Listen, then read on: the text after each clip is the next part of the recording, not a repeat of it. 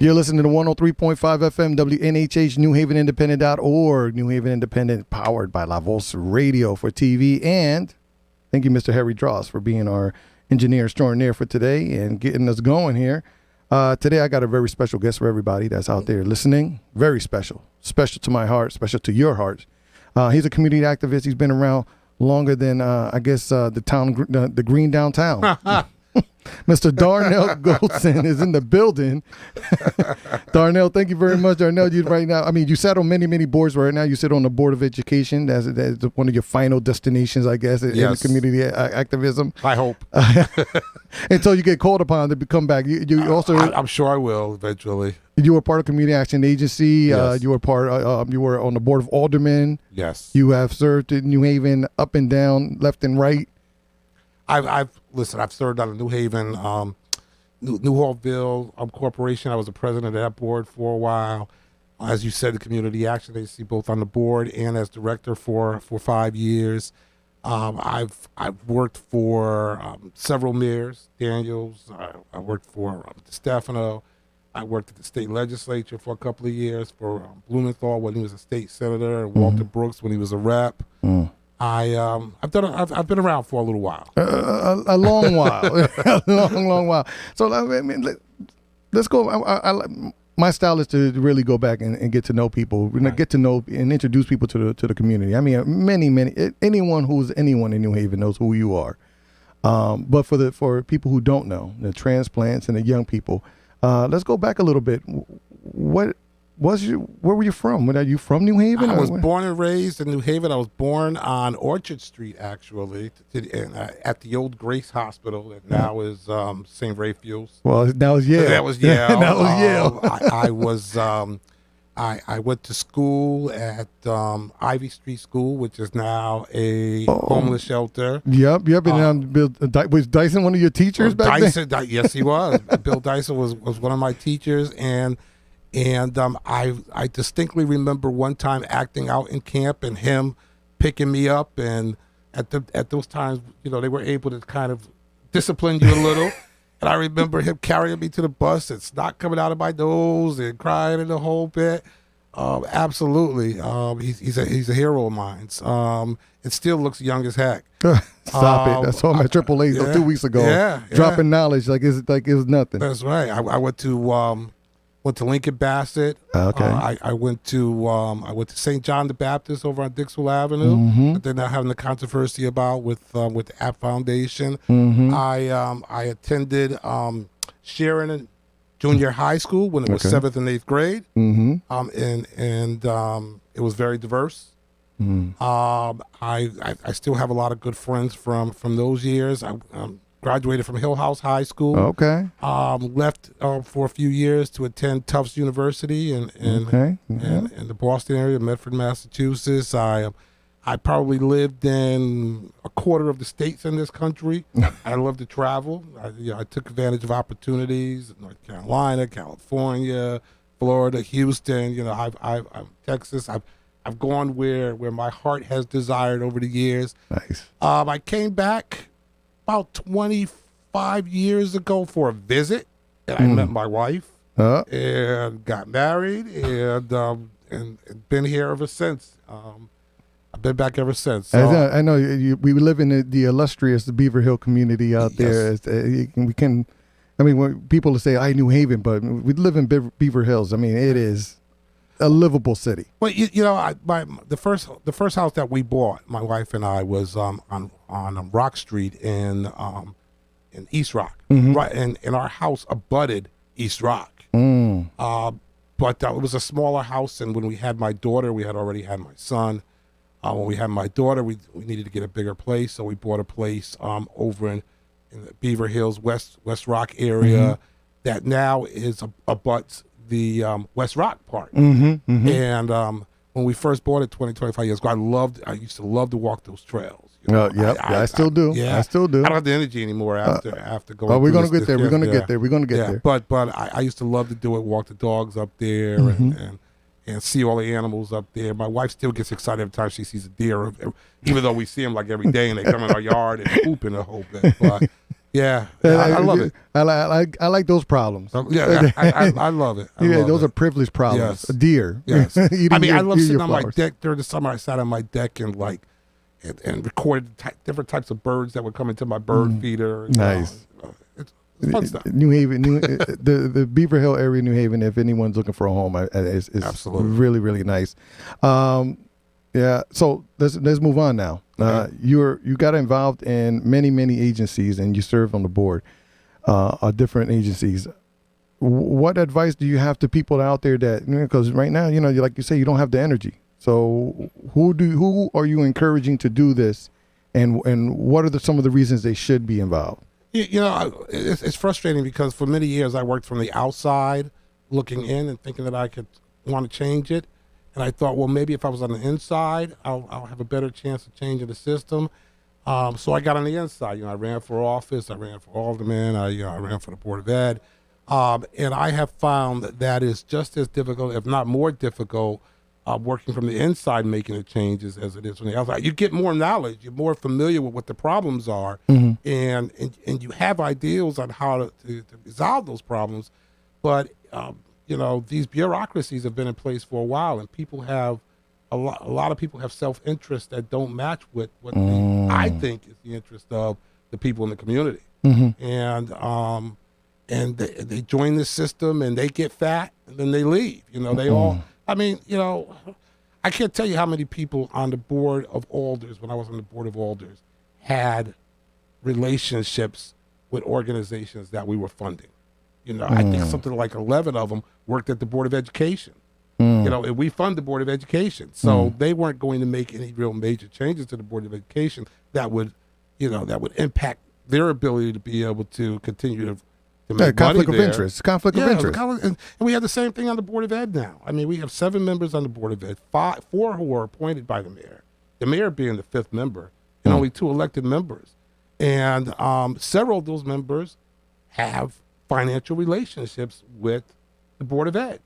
They work for organizations or serve as leaders of organizations that receive money from the Board of Ed, or have family members that work at the Board of Ed. So it's frustrating because I don't have any of those connections. So I'm able to make decisions not based on whether it's going to affect my family or my friends, but how it's going to affect the students and the teachers of this district. And so it's frustrating being in the system and seeing how it's abused like that. Wow. So to catch everyone up, you're listening to 103.5 FM, WNHH, NewHavenIndependent.org.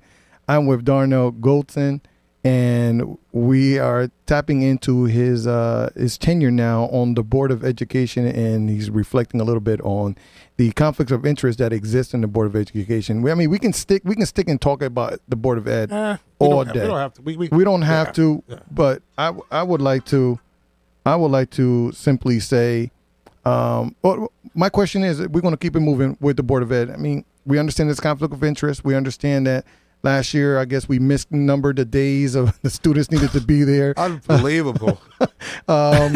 According, my sources are telling me that the New Haven did not stick to the reading curriculum that was set forth by the state. Am I correct in saying that? Okay.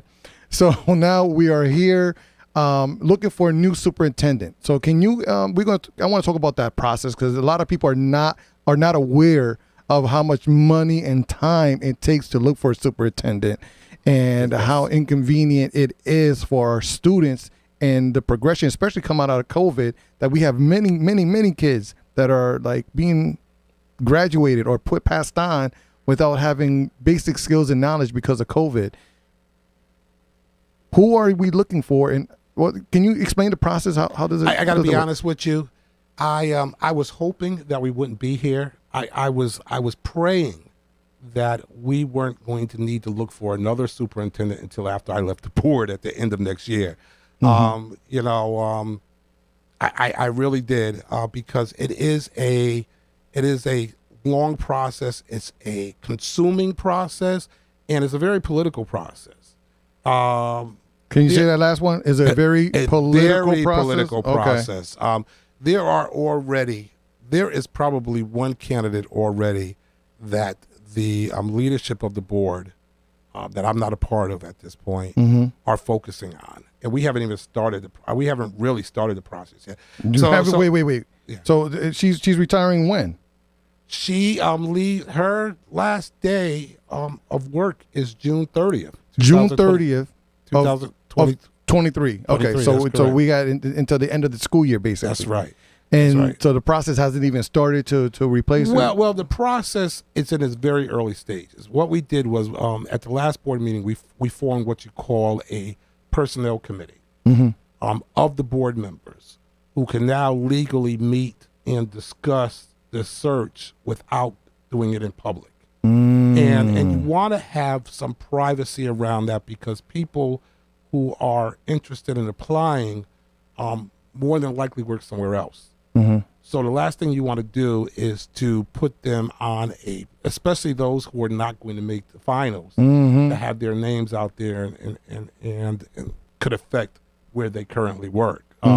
So we have a process right now where we're able to meet in private. They call it like executive session, where notes are not taken and where the information doesn't become recorded. As public information. So we just passed that resolution last week. I know that what we're going to do is hire a firm which is going to help us advertise the position because it's going to apparently be a nationwide search. Yeah, right. They always are. By the way, I know people always think they see that they select someone local or someone that's known to somebody, which is the political part of this, but this is a nationwide search. Right. I think we have some decent local candidates, both local in New Haven and in the state, who could step up to the plate. But it doesn't hurt, and it actually helps to look at what else is out there and see if we could bring somebody in who's dynamic, who doesn't have the political connections that won't be forced early on to make those decisions based on political connections. So there's an advantage to that. The disadvantage is if you make the wrong decisions and you piss off a large enough community, then like our last superintendent, you're doomed for failure. So we have to have someone who's politically savvy, but is not driven by politics. Then there's a distinction there. They must be aware and New Haven is a very, very political city. Yes, it is. I'll be honest with you. Anywhere you go in the world right now is political. I mean, Absolutely. I go to Maui and the politics there are insane because of the money that's involved in those areas. It's billions of dollars, even though it's a small place. Absolutely. New Haven is like the same. I mean, we have billions of dollars here. We have our largest employer, Yale University and Yale Hospital. Yes. I mean, they're not Rica-Dink Corps. These are Fortune 500s. If you put them, if you really look at the money that they got, and especially the endowment at the university. So the search is beginning. What would be the next step? So you're in the executive committee, no notes. You're looking at the next step. My question is how much does it cost for this firm? It's probably, I think the last time we paid for a firm like that was somewhere between $50,000 and $80,000. I can't remember the exact cost. So for those people out there, this is the expense of looking for a superintendent. No, that's just hiring the firm. That's just hiring the firm. That's not paying for the advertisements. It'll probably be a 70. Altogether, it could get up to $100,000 easily. $100,000 to search for a superintendent. This is not something to scoff at. I mean, it comes out of the budget for. It comes out of our general fund budget. I mean, unless we get some high. Unless we get some angel out there to pay for it, it's more than likely going to come out of our general fund budget. General fund budget. Yeah. And then so we're basically taking away from the kids in the grand scheme of things because that's $100,000. I mean, that's a lot of computers. If we really want to do a real search and if we really want to do a national search. To be done right. You want to do it right, too. You got to have the people that have the connections out there to do that. And we, as our HR department, doesn't even have the resources right now to do searches for teachers, adequate searches for teachers. So which we're in short supply of. And it's that the people in that department are great. Mm-hmm. But we have like 3 or 4 people in that department. So Hartford has 25 people in their HR department. So, you get what you pay for. Mm-hmm. If we're only going to pay for a 4 or 5 person office, Mm-hmm. then we're going to get 4 or 5 person results when it comes to trying to compete for these teachers in this state. Mm-hmm. And it has more to do with, less to do with money, because I mean we pay pretty good as a school system per teacher. It's not like No, we don't. we do not. Oh, absolutely not. We actually, one of the reasons why we're having problems recruiting and retaining teachers retention, is because we don't pay well. We're probably, out of the urban districts, we're probably close to last in terms of how much we pay, and certainly in the suburban districts, we're getting killed by $10,000, $11,000, $12,000 per position. Do you know? And I didn't learn this until I joined the board 7 years ago. We start off our starting teachers, teachers who are like out of college, fresh, have $70,000, $80,000, $100,000 in school debt. We start them off at $45,000. That's nothing. We start our janitors off at $52,000. We pay janitors higher starting rates than we do our teachers. Now, the argument is that, well, teachers have steps; they could get higher eventually the longer they stay. I guess that makes sense, but still, I mean, these people have our kids for almost as long as we have them during the day. Mm-hmm. They spend as much time in school as they spend the week at home, and they're learning how to be citizens, how to be able to read and write and count, and be able to function as a society. And we start their teachers off at $45,000. It's embarrassing. So one of the biggest arguments that I've heard from people is that maybe the Board of Ed is too top heavy in regards to administration and I guess all these everyone that basically downtown or in the building, there's more people in the building getting paid than there is spread out through the whole system. Well, I think you will see from my 7 years on the board and my advocacy that I sort of kind of agree with that argument. Okay. I think we are a little top heavy. I think we're very quick as a board to approve new administrative positions that are $170,000, $180,000, $200,000, and annual raises of somewhere around $4,000 or $5,000 per position. And then when we have a discussion about raising our paraprofessionals' salaries by 25 or 50 cents an hour, we get this whole discussion around how we can't afford it. So there's pushback on the paraprofessionals. More than pushback. I mean, up until this year, I've been arguing for them for 7 years. We finally got them some raises last year during the pandemic.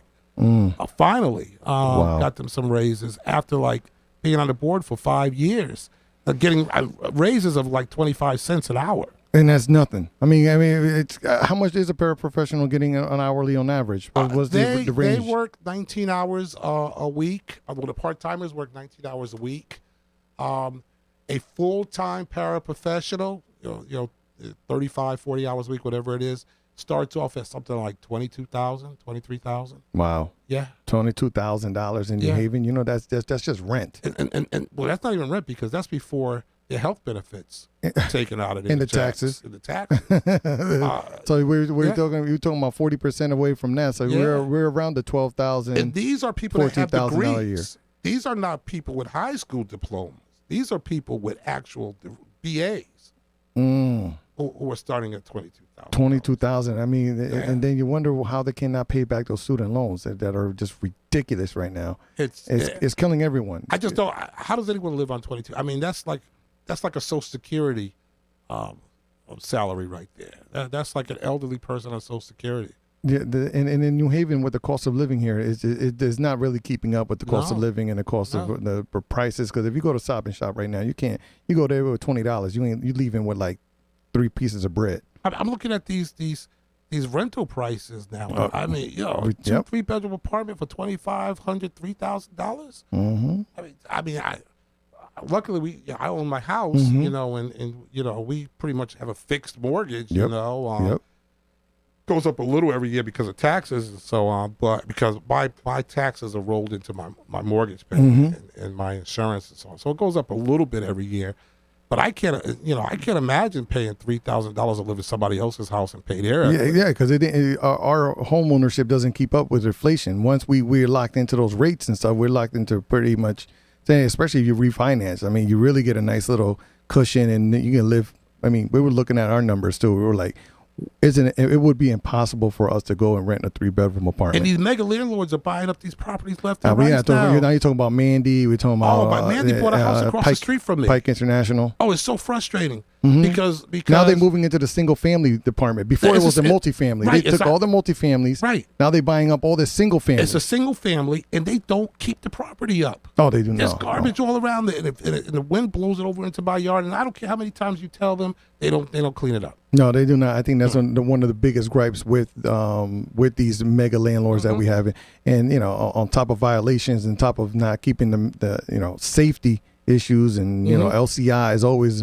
on time, handing out fines and all that. So final thing on the Board of Ed. Yes. What is the goal then? What will be your ideal candidate?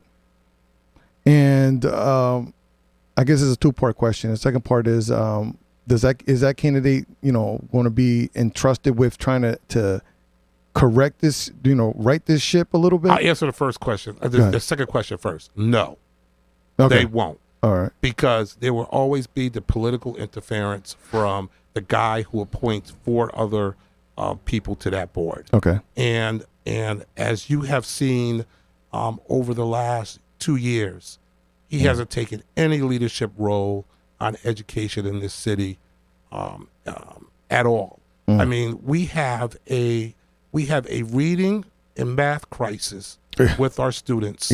Please. And we haven't heard a peep out of him or his office.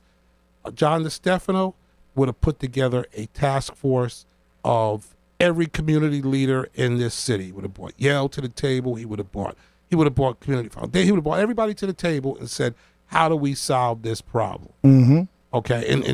And Tony Hart, when we were having a reading problem when she was mayor, she put together a reading task force to figure out how to put it together. Now, how successful some of these were, you could debate that, but at least they did something.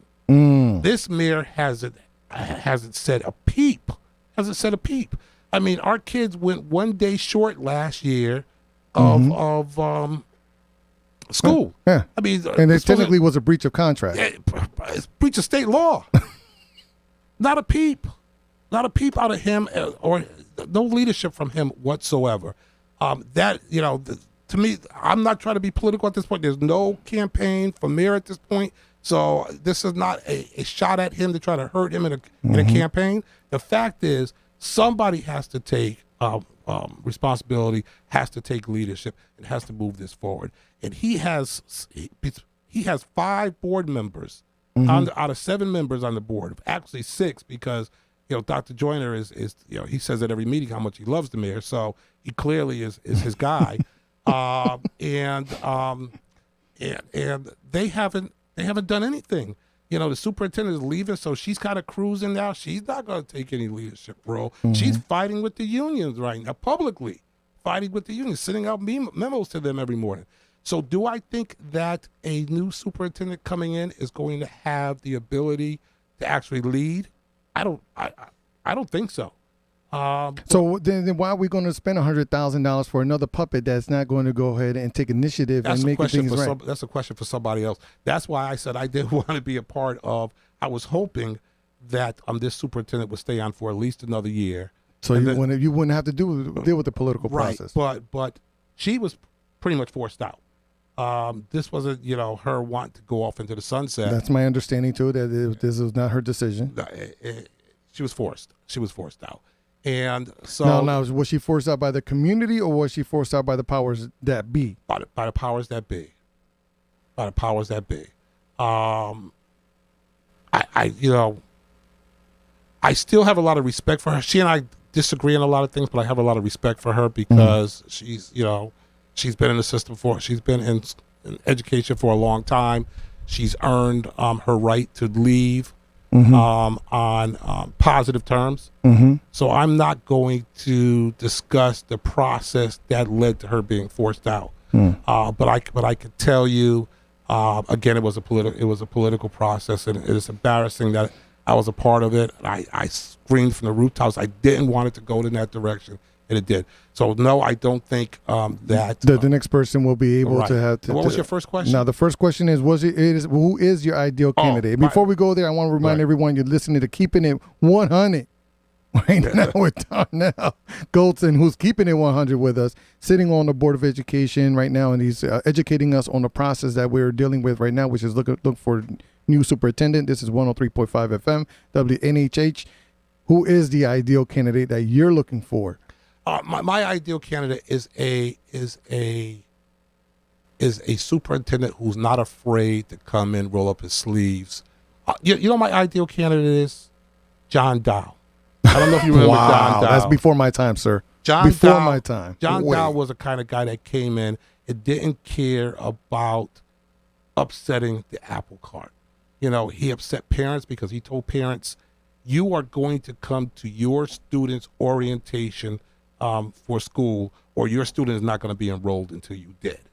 So he made those parents come, and he made those parents participate in their children's education. For folks like us, like me and you, who are used to doing that, it seems, you know, like no big deal. But I tell you, he took a lot of heat from a lot of parents who didn't think that they should have to do that. To be part of their child's education. I don't understand that. I can't explain it, but he took some heat for that.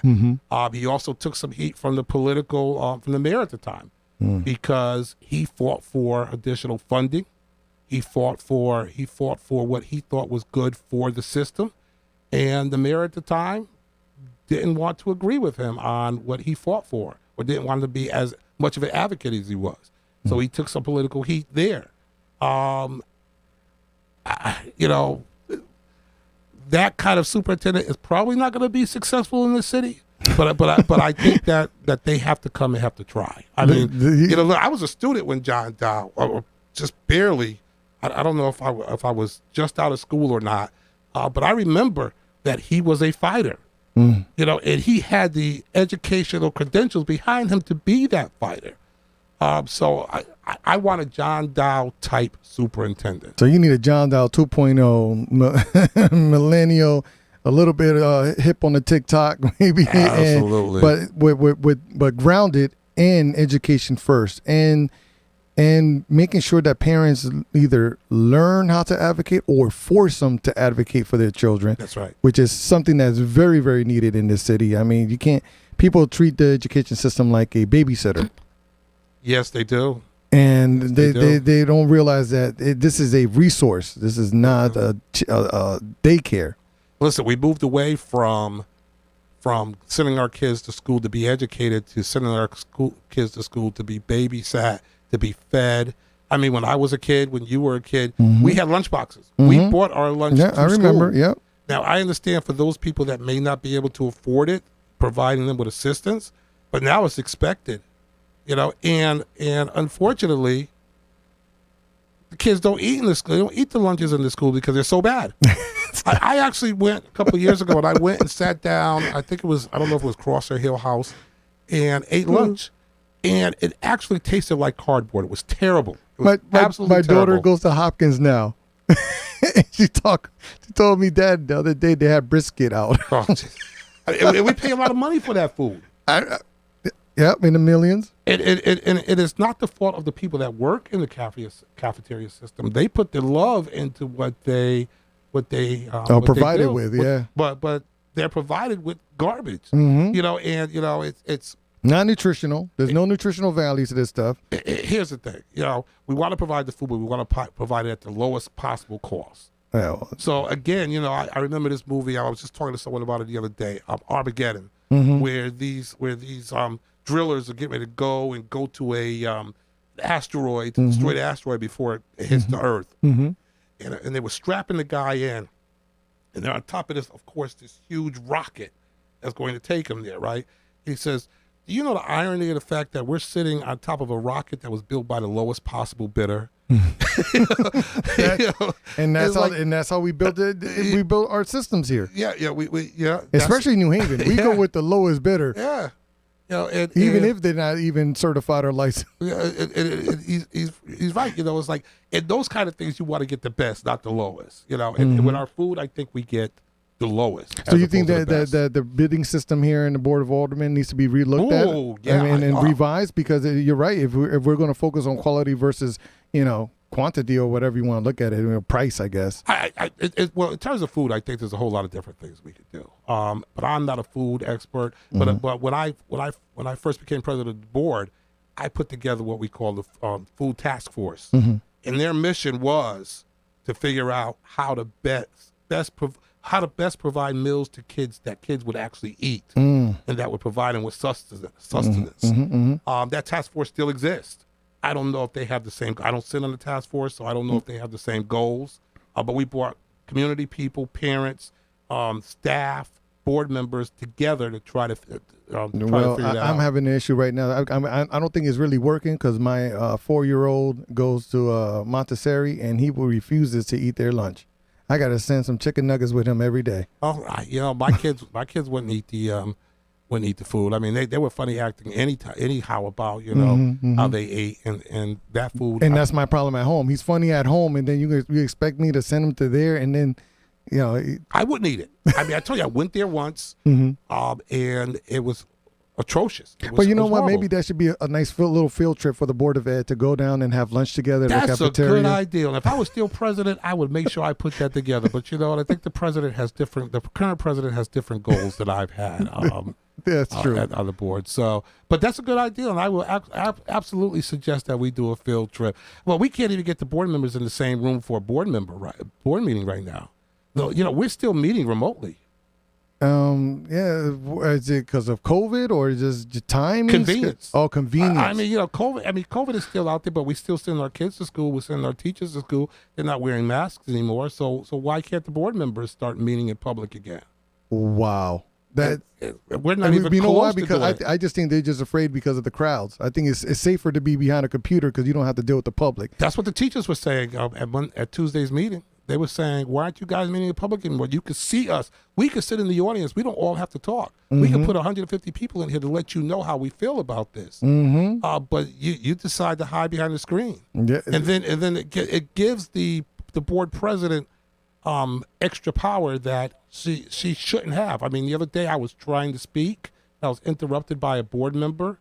And normally if I interrupt a board member, the board president says you're out of order. I say, I'm sorry. I back up. This board member wouldn't stop, and the board president wouldn't stop this board member. And then when I tried to ask for the board president's assistance in allowing me to get my opinion out there, she muted me. Wow. To the point where I just left the meeting. I said, if you're not going to hear my opinion here, I still have a voice. I'll put it out there in public, Well, then that's the thing. You are very revered in our community as a person who steps up, says something, and does something. I mean, your actions speak for themselves. It has caused them to launch at least 2 investigations against me. At least two investigations that they paid money for.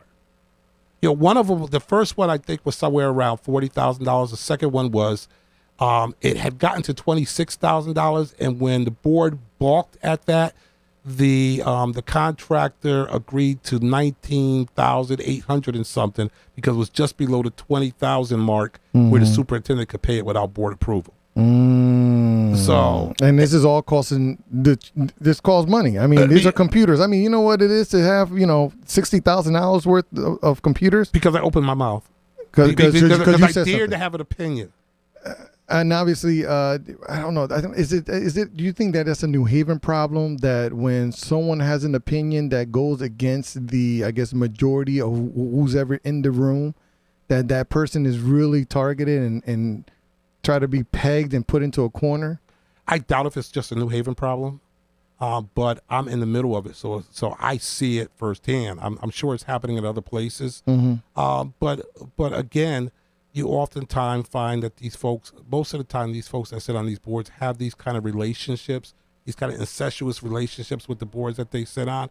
So they don't make it. When I first went to the Community Action Agency, I was hearing from lower level staff all of these rumors about all of this corruption at the organization. And I started kind of digging into it and found out, all of the leaders in that organization were doing stuff. I mean, one of them actually went to jail. The finance director actually went to jail. They all were doing stuff, but they weren't squilling on each other because they all had their little fiefdoms where they were getting their little hustles on. The guy that was running the weatherization program had his hustle going on. The guy that was running the energy program had his hustle going on.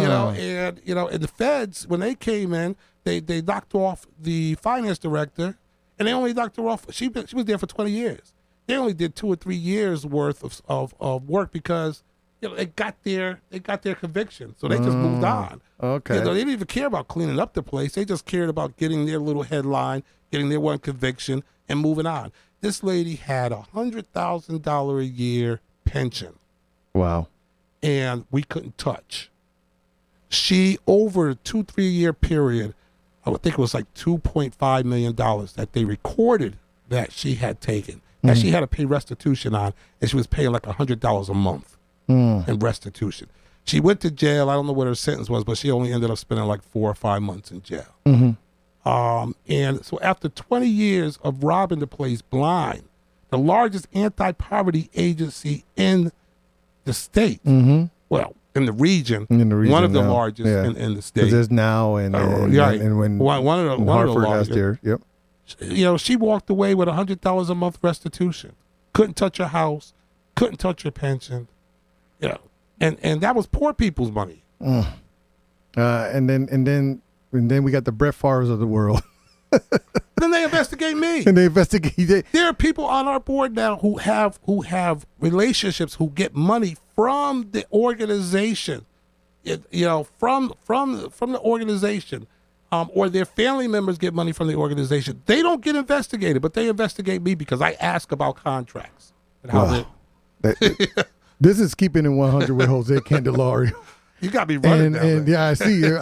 I might be investigated by the end of this podcast for having this gentleman on who obviously voices his opinion, and people do listen. I mean, people listen. It's pretty obvious that they listen, because if not, they wouldn't be opening investigations or trying to disrupt your livelihood, because it seems that you're disrupting other people's livelihoods, even no matter how sketchy it may be. Yeah. Within the confines or the gray areas within our organizations.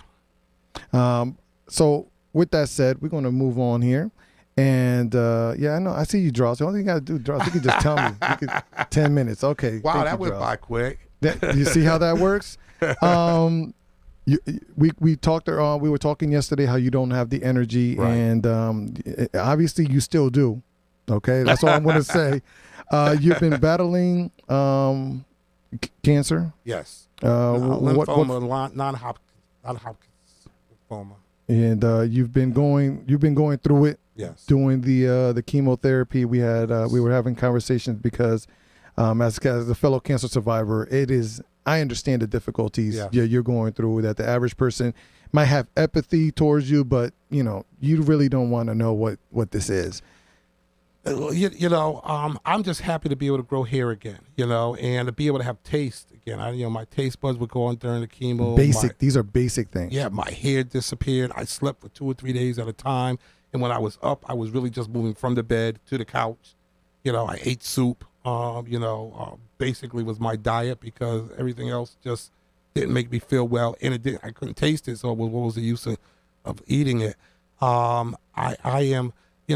had a very aggressive chemo schedule. Most people will do every 21 days. You'll do 1 day of chemo. Yep. Like 4 or 5 hours of chemo, whatever average. it is. Yep.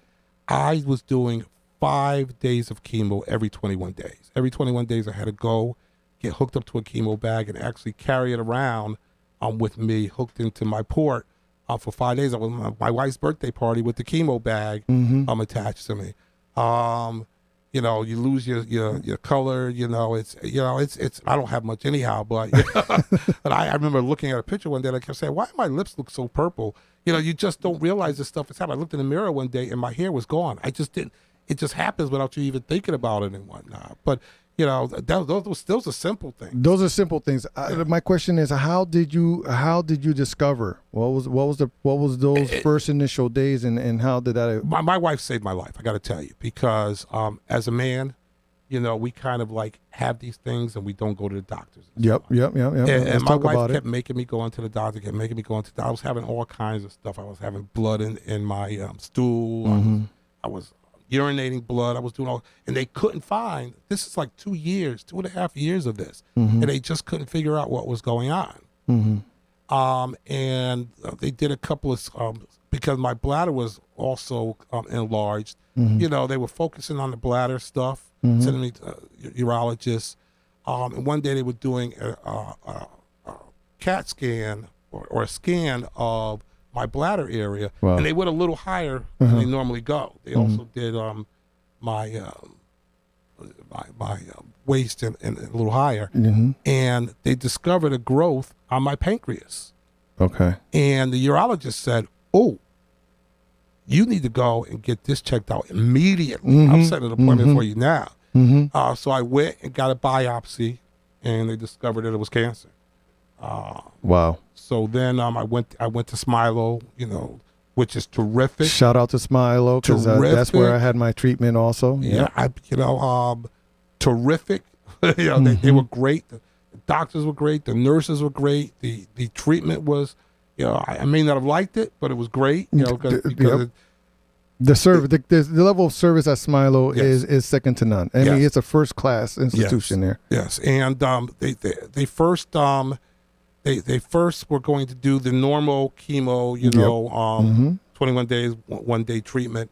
And they did some additional tests and said that I had a very aggressive type of cancer. They did some sort of DNA on it or something. So they moved me to the 5 days every 21 days. Wow. And this process, of course, when people who have had chemo, for those who are not aware, when you have chemo, you go through, you suffer from like chemo brain or brain fog or chemo fog, whatever they want to call it. I mean, you have in the energy level.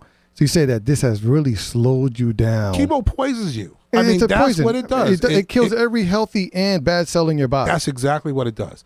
And so it's not just about attacking the cancer. It attacks the entire body to make sure.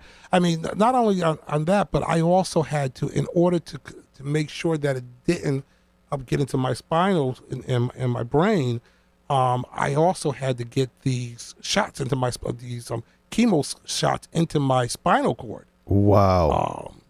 So that's a fun process right there. Why not? And I had a pretty good doctor who was very good at doing it as painlessly as possible. And then one day he was on vacation. 1 week he was on vacation, and they had this other doctor in, and she killed me. My wife was so upset because she was sitting in the room while it was happening. She was so upset because she thought that the doctor wasn't being as sensitive as the other doctor was. But it is not a fun process, man. It is not a fun process. Absolutely. Shout out to your wife. Yes. Those who are closest to us suffer even more sometimes than we do. She made me go to the doctor. She made you go to the doctor. She took care of me. When I collapsed twice. I had to be hospitalized twice where I actually fell out. Wow. Because that's a lot of chemo. I mean, that's a lot of chemo. And I wasn't hydrating well either. So the first time I fell out, they came in. Your heartbeat is normally around 70 to 90 beats a minute. I was at 30. I mean, I was out of it. I mean, I woke up and she was on top of me, smacking my face, and I couldn't figure out what was going on. Like, what did I do? I had fallen out, didn't even know it.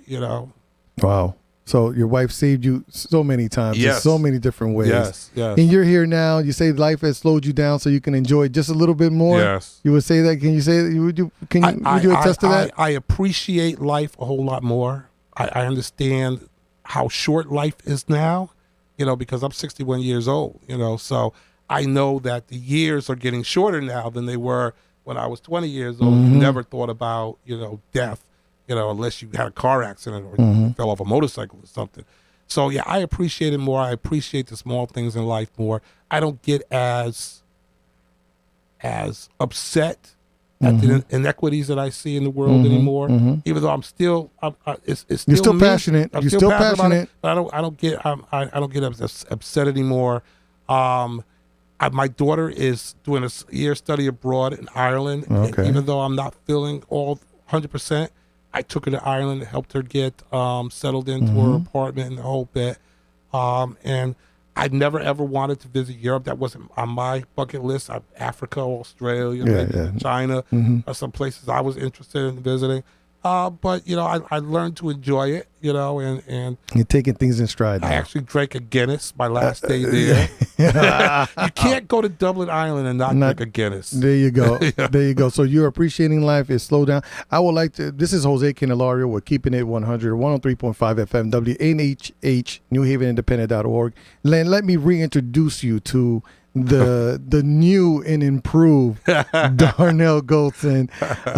Take your time. Reach out to him, have a conversation, because we had this conversation that people have a memory of the last time they saw us or the last time they Yes. and don't realize that when you go through something like this, you are a little bit altered. Maybe fundamentally you're the same, but like you say, you're not as angry. You're probably a better listener now. You're altered a lot. It's not a little bit. I am altered a lot. And we all appreciate that. We thank God that you're here with us and still advocating for our children and being part of our time is up.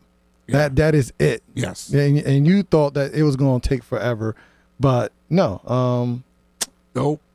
This is it. We're here. Life is short, and a little bit of time left. You got to make sure you give as much as possible while enjoying what's there until you can't enjoy it anymore. And those are the final words from a wisdom here from Darnell. Thank you so much for your time. I appreciate you. And we'll have you back on in a couple of months to see how this search is going and have another conversation about whenever you're ready. Yeah. Wow. As you can tell, I'm always ready. With that said, thank you, Harry Dross, New Haven Independent, La Voz Radio, for having us. This has been Keeping It 100 with Jose Candelario.